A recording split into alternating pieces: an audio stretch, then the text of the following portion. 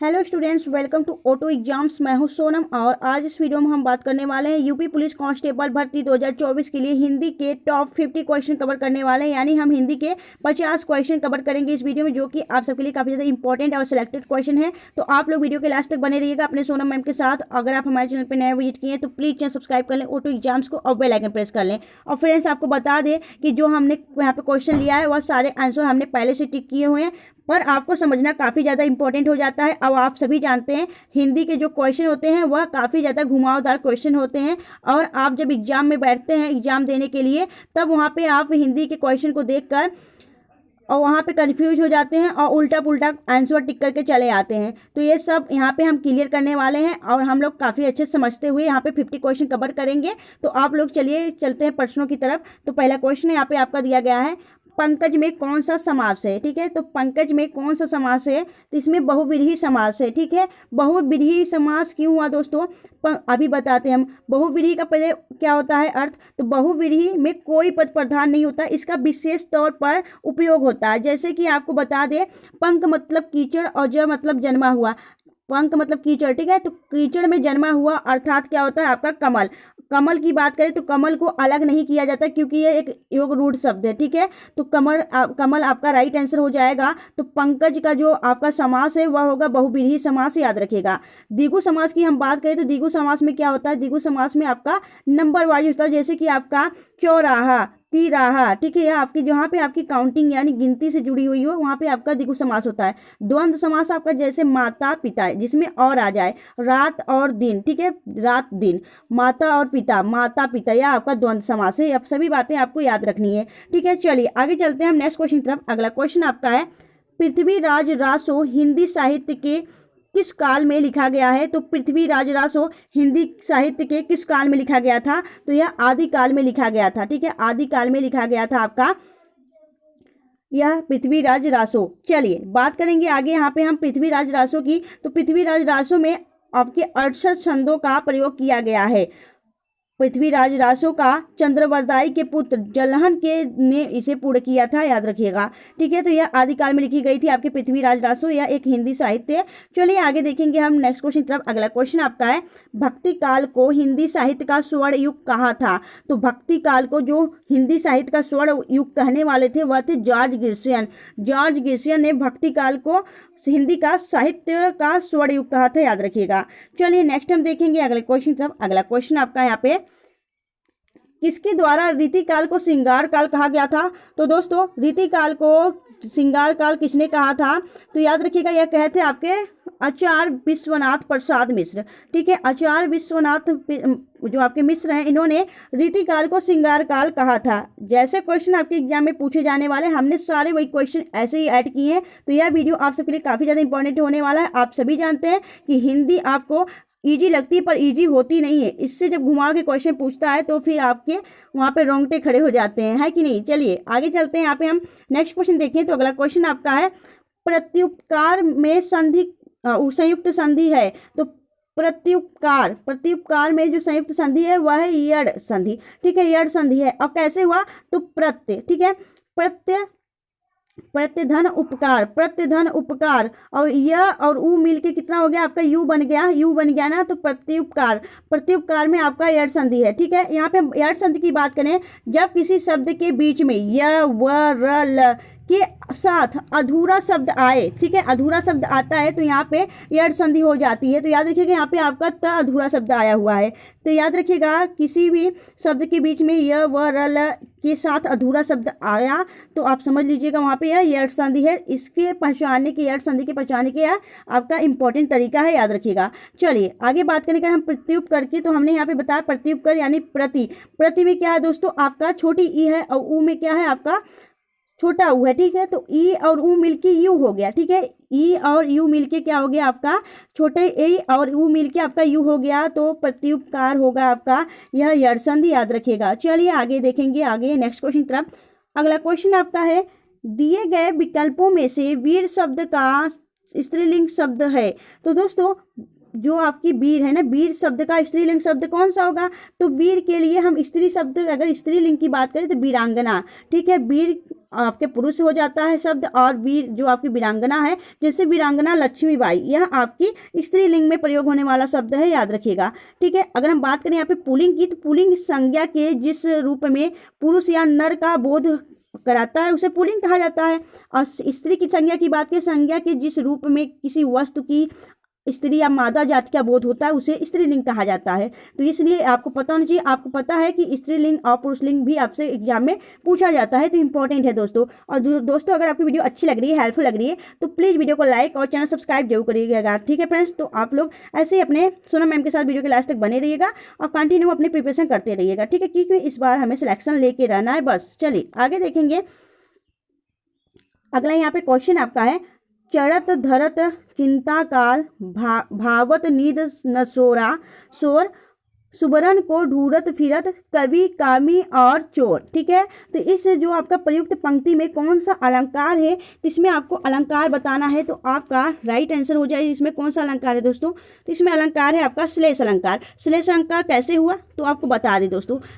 श्लेष अलंकार यह होता है कि जिसमें आपका चिपका हुआ अर्थ होता है। तो यहाँ पे आप सभी जानते हैं यहाँ पे सुबरन दिया गया है, तो यहाँ पे सुबरन के कई अर्थ हैं। जैसे सुबरन से हो गया आपका चोर के लिए सोना। ठीक है, चोर के लिए सोना आपका सुबरन का अर्थ हो गया। एक हो गया आपका अच्छे शब्द, और तीसरा हो गया आपका सुंदर वर्ण। तो इस सुबरन के 3 अर्थ हैं दोस्तों, तो याद रखिएगा जिस भी एक शब्द के कई अर्थ हों वहाँ पे आपका श्लेष अलंकार होता है। ठीक है, याद रखिएगा यहाँ पे श्लेष अलंकार है, तो आपका राइट आंसर हो जाएगा यहाँ पे श्लेष अलंकार। यहाँ पे अगर हम बात करें उत्प्रेक्षा अलंकार की, तो उत्प्रेक्षा अलंकार को भी जान लेते हैं। जैसे यहाँ पे आपका जनहु जानो मनहु जो मनु मानो मनहु यू निश्चय आदि शब्द आते हैं, तो वहाँ पे उत्प्रेक्षा अलंकार होता है। जैसे कि सोहत ओढ़े पिट पत श्याम सलोने गात। ठीक है, यह इसका आपका एग्जाम्पल है। चलिए आगे देखें यहाँ पे कि रूपक अलंकार में, तो जहाँ पे 2 व्यक्ति वस्तुओं में इतनी समानता हो कि अंतर करना मुश्किल हो जाए, वहाँ पे रूपक अलंकार होता है। जैसे कि एक राम घनश्याम हित चालक चातक तुलसीदास, तो इसमें आपकी समानता का अंतर करना मुश्किल हो जाता है, तो यहाँ पे आपका रूपक अलंकार होता है। ठीक है, बात करेंगे उपमा अलंकार की, तो उपमा अलंकार में जहाँ व्यक्ति में सदैव सा सी से सरिसे जैसा एक समान शब्द आते हैं, वहाँ पे नील कमल सुंदर नयन, नील कमल सुंदर नयन यहाँ पे आपका उपमा अलंकार है। जैसे कि याद रखिएगा, ये सारे एग्जाम्पल आपको याद रखना है। चलिए आगे देखेंगे। नेक्स्ट यहाँ पे है कि निम्नलिखित में से कौन सी सममात्रिक छंद का उदाहरण है। तो सममात्रिक छंद कौन सा है, तो चौपाई आपका सममात्रिक छंद है और दोहा आपकी अर्धमात्रिक छंद है। ठीक है, तो याद रखिएगा अगर बात करें हम सममात्रिक छंद, जो आपकी चौपाई है इसमें कुल कितनी मात्राएं हैं, इसमें आपकी 16 और 16 मात्राएं होती है चौपाई में, याद रखिएगा। यह सममात्रिक शब्द है, और जिस छंद में चारों चरणों में मात्राओं का संख्या क्रम नियोजन समान होता है उसे सममात्रिक शब्द कहते हैं, याद रखिएगा। चलिए आगे देखेंगे नेक्स्ट क्वेश्चन की तरफ। अगला क्वेश्चन आपका है निजत्व संख्या शब्द है, तो निजत्व संख्या शब्द कौन सा है। निज मतलब अपना और तत्व मतलब तत्व। ठीक है, निज तत्व, निज मतलब अपना, तत्व मतलब तत्व। तो निज मतलब अपना, जहाँ पे अपनी भाव, इसमें भाव उत्पन्न हो रहा है, निज मतलब अपना, अपना भाव उत्पन्न हो रहा है, तो यहाँ पे भाववाचक शब्द होगा। ठीक है, भाववाचक संज्ञा होना है, याद रखिएगा। और जातिवाचक संज्ञा जहाँ किसी जात का बोध कराती हो। ठीक है, और द्रव्यवाचक जहाँ आपके जोखने या नापतोल की आती है बात, वहाँ पे आपका द्रव्यवाचक संज्ञा होता है। तो इसमें निज यानी भाववाचक संज्ञा है, तो आपका राइट आंसर हो जाएगा ऑप्शन बी। यहाँ पे बात करें हम व्यक्तिवाचक संज्ञा की, तो व्यक्तिवाचक संज्ञा जो संज्ञा किसी विशेष वस्तु व्यक्ति या स्थान नामों का बोध कराती है उसे व्यक्तिवाचक संज्ञा कहा जाता है।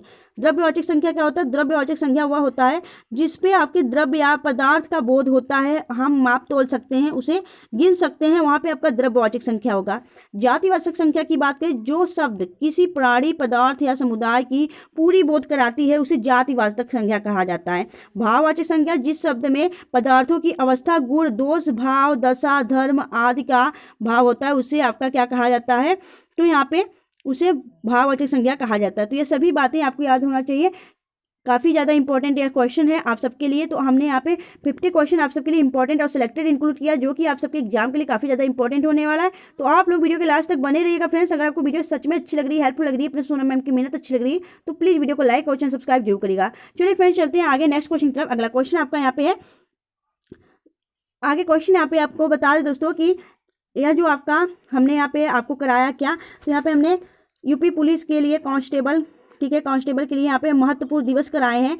यह काफ़ी ज़्यादा इंपॉर्टेंट है। यहाँ पे हमने कहाँ से कवर कराया, तो जनवरी से लेकर दिसंबर तक हमने सारे महत्वपूर्ण जो दिवस हैं वहाँ पे कवर करा दिए। तो यह आप सबके लिए काफ़ी ज़्यादा इंपॉर्टेंट है, इसे आप लोग देख लीजिएगा। जो आपका यह वीडियो खत्म होगा ना हिंदी वाली, इसके पीछे यह वीडियो लगा रहेगा, तो आप लोग वहाँ पे टिक करके इसे देख सकते हैं। ठीक है, और यहाँ पे आपके उत्तर प्रदेश में वर्तमान में कौन क्या है, उत्तर प्रदेश में वर्तमान में कौन क्या है दोस्तों, यह काफ़ी ज़्यादा इंपॉर्टेंट वीडियो है। तो यह दोनों आप सबके लिए काफ़ी ज़्यादा इंपॉर्टेंट होने वाला है, तो आप लोग इस वीडियो को जरूर देख लीजिएगा। एक तो आपका महत्वपूर्ण दिवस और एक आपका उत्तर प्रदेश में कौन क्या है, यह दोनों आप देखेंगे तो आपको काफ़ी बेनिफिट यानी हेल्प मिलने वाला है। तो आप लोग इस वीडियो को जरूर देख लीजिएगा। ठीक है फ्रेंड्स, तो चलिए चलते हैं आगे, हम प्रश्नों को कवर करते हैं। तो यहाँ पे आपका प्रश्न दिया गया है, वाक्यांश के लिए शब्द का चयन कीजिए। तो वाक्यांश के लिए एक शब्द का चयन करना है, कौन सा, जिसे कठिनाई से जीता ना जा सके। ठीक है, जिसे कठिनाई से जीता जा सके।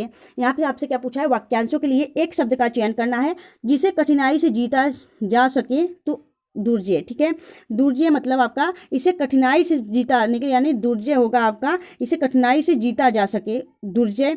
अगर बात करें हम जिसे जीता ना जा सके, ठीक है, जिसे जीता ही ना जा सके, वह क्या होता है आपका अजय, अजय, इसे जीता नहीं जा सकता है। ठीक है, अगर बात करें हम आपका अजय की, तो आपका क्या होगा अजय का, तो अजय का होगा आपका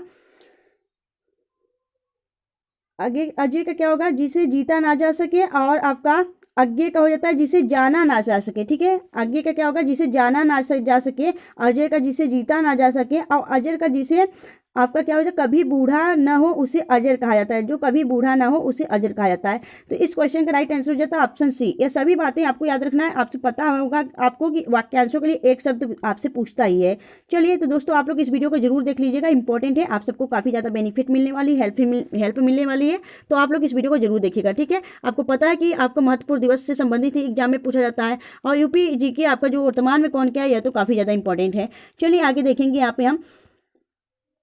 नेक्स्ट क्वेश्चन यहाँ पे है कि है वसुंधरा बिखेर देती, ठीक है वसुंधरा बिखेर देती मोती सबके सोने पर। ठीक है वसुंधरा बिखेर देती मोती सबके सोने पर, रवि बटोर लेता उसको सदा सवेरा होने पर। तो दोस्तों यह प्रयुक्त पंक्ति में कौन सा अलंकार है, तो इसमें मानवीकरण अलंकार है। मानवीकरण अलंकार कैसे हुआ दोस्तों, तो यहाँ पे आपसे बता दे रहा है कि जो आपकी वसुंधरा है यानी कि पृथ्वी मोती सबके सोने पर बिखेर देती, ठीक है, रवि बटोर लेता उसको सवेरा होने पे। तो जो आपकी ओस की बूंदें होती हैं जब वह आपकी धरती पे गिरती हैं तो वह आपके सोने की तरह होती हैं, याद रखिएगा, मोती की तरह बिखेर देती है। और जब सुबह होता है, जब आपका सूर्य निकलता है, तो वह सदा सवेरा होने पे उसे बटोर लेती है, याद रखिएगा, आपकी वसुंधरा। तो यह बातें आपको पता होना चाहिए। यहाँ पे मानवीकरण, क्योंकि यह प्राकृतिक से संबंधित बात हो रही है, तो यहाँ पे मानवीकरण होगा। आपको बता दें मानवीकरण अलंकार क्या है, जब प्राकृतिक वस्तुओं में मानवीकरण भावनाएं हैं, ठीक है, यहाँ पे मानवीय भावनाएं उत्पन्न हो रही हैं।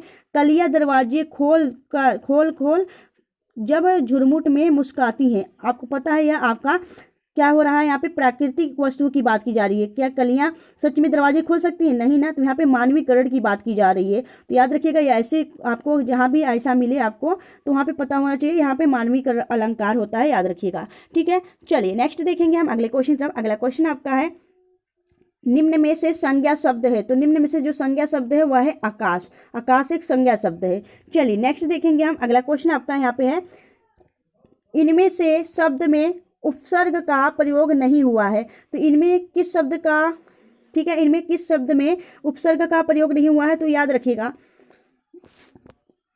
यहाँ पे जो आपका अनार शब्द है इसमें आपका उपसर्ग का प्रयोग नहीं हुआ है। आपको पता है दोस्तों, जहाँ पे किसी शब्द के आगे प्रयोग हुआ, जैसे कि आपका हो गया मन, मन में आपका तन उपसर्ग लग गया है, ठीक है, आगे लगा हुआ जो शब्द होता है उसे उपसर्ग कहते हैं। अगर जो पीछे लगा हुआ शब्द होता है उसे क्या कहते हैं, उसे प्रत्यय कहते हैं। तो आपसे यहाँ पे क्या उपसर्ग पूछा है, तो अनार में कोई भी उपसर्ग नहीं है, प्रत्युर में आपका उपसर्ग है, ठीक है, और इसके बाद आपका यहाँ तन्मय में उपसर्ग है, और उन्नत में आपका इसमें उपसर्ग दिया गया है, ठीक है, लेकिन अनार में इसका उपसर्ग नहीं है, याद रखिएगा। चलिए आपका राइट आंसर हो जाएगा ऑप्शन डी। नेक्स्ट टाइम देखेंगे, अगला है आपका निम्नलिखित में से गुरुधन उपदेश की सही संधि क्या होगी?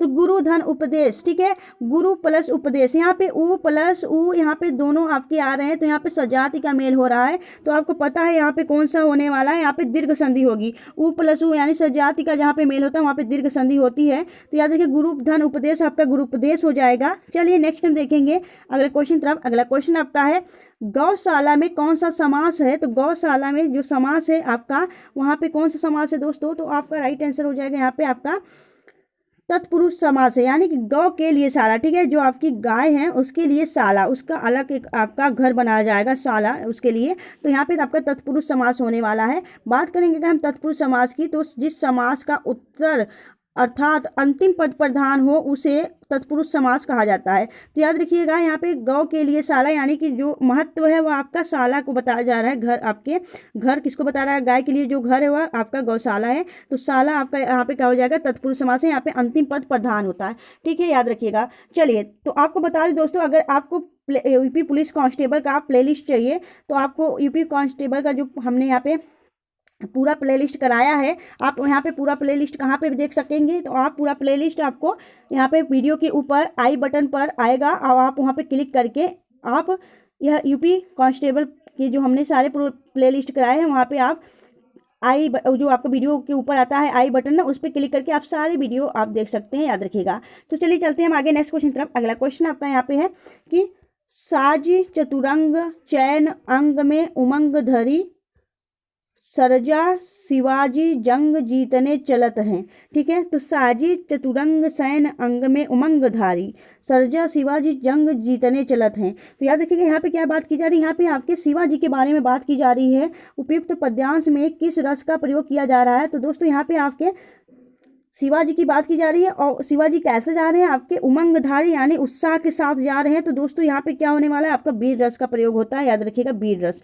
तो आपको पहले यहाँ पे अर्थ समझना पड़ता है, फिर यहाँ पे आपको टिक करना पड़ेगा। आप जैसे ही एग्जाम में बैठे और आपको प्रश्न नहीं आप ध्यान से प्रश्न पढ़े नहीं और टिक कर दिए तो आपका आंसर गलत हो जाएगा। आपको वहाँ पे जब आप एग्जाम में बैठेंगे ना, तो वहाँ पे आपको अच्छे से प्रश्न को पढ़ना है, फिर समझना है, फिर टिक करना है, ठीक है। जल्दीबाजी का काम शैतानों का होता है, ठीक है, आप लोग को अच्छे से करना है। चलिए नेक्स्ट हम देखेंगे। अगला क्वेश्चन आपका है प्रपात का पर्यायवाची शब्द है। तो प्रपात का पर्यायवाची शब्द कौन सा है? तो उत्स प्रपात का पर्यायवाची शब्द है। प्रपात का और कौन कौन सा पर्यायवाची शब्द है? तो झरना, निर्झत, स्रोत और उत्स, यह सभी आपके प्रपात के पर्यायवाची शब्द हैं, ठीक है। चलिए नेक्स्ट देखेंगे हम। अगला क्वेश्चन आपका यहाँ पे है ब्रज भाषा का विकास किस अपभ्रंश से हुआ है? तो ब्रज भाषा का जो आपका जो विकास हुआ है ना, वह आपके सौरसेनी से हुआ है। तो याद रखिएगा ब्रज भाषा का जो विकास हुआ है वह सौरसेनी से हुआ है, तो आपका राइट आंसर हो जाएगा। अगर हम यहाँ पे बात करें बुंदेली, कन्नौजी, राजस्थानी इत्यादि जो है वह सौरसेनी अपभ्रंश से विकसित हुई हुई। तो याद रखिएगा सौरसेनी से और कौन कौन सी भाषा आपकी विकसित हुई है? तो ब्रज भाषा, बुंदेली, कन्नौजी, राजस्थानी, यह सभी आपके सौरसेनी अपभ्रंश से विकसित हैं। चलिए बात करेंगे नेक्स्ट क्वेश्चन तरफ। दोस्तों अगर सच में आपको वीडियो अच्छी लग रही है, हेल्पफुल लग रही है ना, तो प्लीज़ वीडियो को लाइक और चैनल सब्सक्राइब जरूर करते हुए चलिएगा, क्योंकि ये आप सबके लिए काफ़ी ज़्यादा इंपॉर्टेंट है। और जैसे आपकी यूपी कांस्टेबल में हिंदी के पेपर में आता है ना, वैसे यहाँ पे आपको बताया गया है, सारे क्वेश्चन यहाँ पे कराया जा रहा है। तो आप लोग को बस समझना है, और समझे रहेंगे तो आपको कोई भी प्रकार की दिक्कत नहीं होगी, आप आसानी से क्वेश्चन को कवर कर लेंगे, ठीक है। तो यहाँ पे बात करेंगे यहाँ ध ध्वनि का उच्चारण स्थान आधार होता है। तो दोस्तों ध ध्वनि कैसे उच्चारण का आधार होता है? यहाँ पे दंत होता है ध ध्वनि। अगर हम बात करें कितने होते हैं आपके, अगर हम तालु की बात करें तो तालु में क्या क्या होते हैं? च, छ, ज, झ, यह आपके तालु के शब्द हैं, ठीक है, तालु हैं। अगर बात है कंठ के, जो आपके कंठ हैं वह कहाँ पे होता है? आपका कंठ कौन सा होता है? मूर्धन्य की बात करें तो मूर्धन्य कौन सा होता है? मूर्धन्य आपका ट ठ, जो कि आपकी जीभ को मोड़ के बोला जाता है, ट ठ ड ढ, ठीक है। ओष्ठ की बात करें तो ओष्ठ कौन सा? प फ ब भ। दंत की बात करें त थ द ध, यह आपका त थ द ध। तो त थ द ध क्या है आपका? यह आपका दंत शब्द है, याद रखिएगा, त थ द ध। तो आपका यह दंत राइट आंसर हो जाएगा, ठीक है। चलिए नेक्स्ट टाइम देखिए। अगला क्वेश्चन आपका है दिए गए विकल्पों में से निषिद्ध शब्द का विलोम चुनिए। तो दोस्तों निषिद्ध यहाँ पे दिया गया है, निषिद्ध शब्द का विलोम क्या है? विहित। निषिद्ध शब्द का विलोम विहित है, याद रखिएगा। ठीक है, ऐसे ही शब्द पूछता है आपके विलोम में, या ये नहीं पूछता कि भाई रात का क्या होगा, दिन होगा। ये विलोम आपका आसानी से वाला विलोम नहीं पूछता है, आपका जो हार्ड होता है यानी निषिद्ध का जो विलोम है वह है विहित, याद रखिएगा। यह आपका ऑप्शन 20, आपका जो क्वेश्चन का 20 नंबर है आपका, ये राइट आंसर हो जाएगा। चलिए नेक्स्ट देखेंगे। अगला क्वेश्चन आपका है, निम्नलिखित विकल्पों में से कौन सा विकल्प तत्सम नहीं है? तो कौन सा विकल्प तत्सम नहीं है दोस्तों? तो राइट आंसर हो जाएगा चैत। चैत जो है आपका तत्सम नहीं है। ठीक है, ज्येष्ठ, आषाढ़, फाल्गुन यह आपका तत्सम शब्द है। तत्सम शब्द क्या होता है? जो आपका संस्कृत से आया हुआ हो। ठीक है, ज्येष्ठ की बात करें, ज्येष्ठ का तत्सम शब्द क्या होगा? तो यह आपका तत्सम शब्द है, और इसका जो होगा या जेठ होगा। ठीक है, ज्येष्ठ का जो तद्भव होगा वह जेठ होगा। आषाढ़ का शब्द का क्या होगा? तो आषाढ़ शब्द का आपका जो तद्भव होगा वो होता है आषाढ़, और फाल्गुन का होता है फागुन, याद रखिएगा। यह आपके जो आपका तत्सम नहीं है वो आपका चैत है। चलिए नेक्स्ट हम देखेंगे अगले क्वेश्चन की तरफ। अगला क्वेश्चन आपका है, घात लगाना मुहावरे का सही अर्थ क्या है? तो घात लगाना यानी मौके की तलाश में रहना। जैसे सब कहते हैं हम अब घात लगा के बैठे हैं। ठीक है, घात लगा के बैठे हैं यानी मौके की तलाश में बैठे हैं। ठीक है, तो मौके का तलाश आपका राइट आंसर हो जाएगा। चलिए नेक्स्ट हम देखेंगे। अगला क्वेश्चन आपका है, अव्ययी भाव का समास। ठीक है, अव्ययी भाव समास का उदाहरण क्या है? तो अव्ययी भाव समास का जो उदाहरण है वह पल पल है। बहुत लोग सोचेंगे अरे यार ये तो पल पल है, यानी कि इसका तो वो होगा आपका कौन सा? तो द्वंद्व समास होगा, लेकिन यहीं पे आप मार खा जाएंगे। ये द्वंद्व समास नहीं है, अव्ययी भाव समास है। ठीक है, पल पल आपका अव्ययी भाव समास है, क्योंकि आपके यहाँ पे ऑप्शन बी राइट आंसर हो जाए। अन्न जल है यह आपका द्वंद्व समास होगा। रात दिन आपका द्वंद्व समास होगा। माता पिता आपके द्वंद्व समास होंगे, लेकिन यह जो पल पल है यह आपका अव्ययी भाव समास है, याद रखिएगा। एक ही शब्द 2 बार प्रयुक्त किया गया है, पल पल। ठीक है, चलिए नेक्स्ट देखेंगे हम अगले क्वेश्चन तरफ। अगला क्वेश्चन आपका है, निम्नलिखित में से कौन सा शब्द जातिवाचक संज्ञा है? तो जातिवाचक संज्ञा कौन सा है? कर्मचारी। कर्मचारी आपकी जातिवाचक संज्ञा है। ठीक है, चलिए नेक्स्ट देखेंगे। अगला क्वेश्चन आपका है, कौन सी भाषा देवनागरी लिपि में लिखी जाती है? तो देवनागरी भाषा कौन लिखी जाती है? देवनागरी भाषा में आपकी मराठी लिखी जाती है। बात करेंगे देवनागरी भाषा में कौन कौन से शब्द लिखे जाते हैं, आपको बता दें हम। देवनागरी भाषा में आपका हिंदी लिखी जाती है, मराठी लिखी जाती है, इसके अलावा आपका संस्कृत भी आपकी देवनागरी भाषा में लिखा जाता है, और आपकी भोजपुरी, नेपाली, कोंकणी, मैथिली, गढ़वाली, यह सभी आपके देवनागरी भाषा में लिखे जाने वाले, याद रखिएगा। आपके मराठी भी आपकी देवनागरी भाषा में लिखी जाती है। पंजाबी की बात करें, गुरुमुखी लिपि में लिखी जाती है आपकी पंजाबी। ठीक है, याद रखिएगा। चलिए नेक्स्ट देखिए हम। अगला है आपका, सूर्यकांत त्रिपाठी निराला जी का रचना नहीं है। तो सूर्यकांत त्रिपाठी जी का रचना इनमें से कौन सा नहीं है? तो रेडुका। रेडुका जो है दोस्तों यह सूर्यकांत त्रिपाठी जी का यह आपकी रचना नहीं है, या बाकी यह सभी आपके किसके हैं? आपके सूर्यकांत त्रिपाठी जी के हैं, याद रखिएगा। रेडुका की बात करें तो यहाँ पे रेडुका इनकी रचना नहीं है। रेडुका से आपको बात याद आती है, हमें तो याद आती है कौन सी? तो रेडुका झील कहाँ पे है? आप यही लगे बता दीजिए, रेडुका झील कहाँ है? तो रेडुका झील जो है वह आपके हिमाचल प्रदेश में है, याद रखिएगा। चलिए नेक्स्ट टाइम देखें। अगला क्वेश्चन आपका है, महादेवी वर्मा द्वारा रचित नहीं है। तो दोस्तों महादेवी वर्मा द्वारा कौन सी रचना रचित नहीं है? तो मुकुल आपकी महादेवी वर्मा द्वारा नहीं लिखी गई है। बाकी जो आपकी यामा है, गुल्लू, अतीत के चलचित्र, यह सभी आपके महादेवी वर्मा द्वारा लिखे गए हैं। ठीक है, चलिए नेक्स्ट देखेंगे अगले क्वेश्चन तरफ। अगला क्वेश्चन आपका है, बहुधा का विलोम शब्द कौन सा होगा? तो बहुधा का जो विलोम शब्द होगा यह है आपका यदा एका। ठीक है, यदा एकदा यह आपका बहुधा का विलोम शब्द है, याद रखिएगा।